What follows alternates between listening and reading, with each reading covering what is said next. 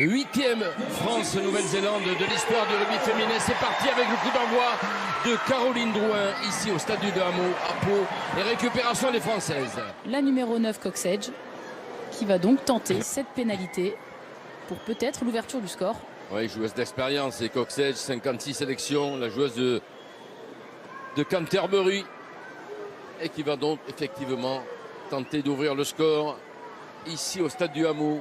15 mètres côté droit pour la demi-mêlée des Black Ferns. Frappe tendue, ça passe sans problème. Les Néo-Zélandaises ouvrent le score au don et mènent ici au stade du Hameau à Pau 3-0 face à l'équipe de France. Gaëlle Hermé s'est repositionné avec Céline Ferrer. Une deuxième couche. Allez, on est à 50 cm de l'embut. On renverse et l'essai de Cyrielle Banet parfaitement maîtrisé par les Françaises. L'essai de la Montpelliéraine, la Catalane de Montpellier, Cyrielle Banet, qui marque le premier essai de ce match. Et elles n'ont pas traîné les Françaises pour répondre à la pénalité néo-zélandaise. Cox-Edge, qui a réussi sa première tentative. Celle-ci est encore plus facile. Réduction de l'écart au score avec cette deuxième pénalité de la numéro 9. Les ballons toujours pour les tricolores avec Philopon qui accélère, qui a essayé de passer les bras, garde toujours le contrôle du ballon, le soutien est là, à nouveau Drouin, là-bas sur l'aile. Il va falloir du soutien. Pauline Bourdon. Il y a le feu ici au stade du Hameau sur cette déferlante des Françaises. Il y a peut-être le surnombre. Ouais, le jeu au pied magnifique. Cyrielle Banet pour le doublé et assurer la conquête, la prise de balle et c'est fait. Et le doublé de Cyrielle Banet. Quelle action des Françaises. Ah, c'est magnifique, c'est du beau rugby, Jean. Magnifique inspiration de Gabriel Vernier.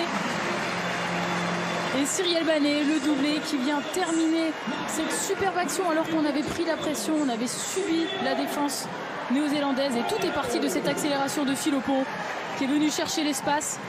Alors qui fait la passe au pied car c'est lumineux. C'est Gabriel Vernier, formation villeneuvoise, Jean, évidemment. Je voulais vous le faire dire. Regardez. Là voilà avec son numéro 12 aujourd'hui à Blagnac.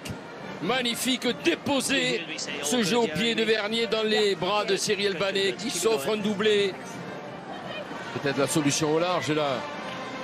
Non, c'est Céline Ferrer qui va servir. On va chercher Drouin. Là voilà la solution au large avec Philopon qui a travaillé sa vis-à-vis. Oui, il y a le surnombre là-bas. Magnifique.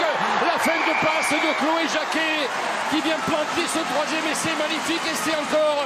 Après le travail de sape des avants. C'est là-bas au large que la jeune Chloé Jacquet marque le troisième essai des Françaises. Elles vous ont entendu, Jean. Il y a la place au large.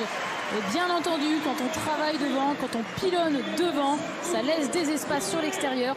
Et tout est parti de ce mode, de cette très belle prise en main de Gaëlle Hermé. On avance, on construit. Et une fois qu'on a resserré la défense, on vient ouvrir. Et là, clairement, c'est un 2 contre 1 d'école. Chloé Jacquet qui feinte la passe, qui se faufile dans l'intervalle et puis qui vient ensuite aplatir cet essai. Elle avait les deux solutions. Je pense qu'en faisant la passe à Boulard, il y avait aussi essai. Mais elle n'a pas pris de risque et c'est parfait. Juste avant la mi-temps. Prise de balle de Romane Ménager et le paquet tricolore qui se structure et qui avance. Le camion tricolore conduit par Pauline Bourdon qui a mis les mains justement sur cette balle avec son numéro 9 et qui favorise. Et voilà le quatrième essai. Magnifique travail des avants pour offrir ce ballon d'essai à Émilie Boulard.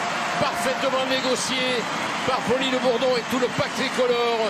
Et la conclusion donc d'Émilie Boulard, saluée par le président de la fédération Bernard Laporte.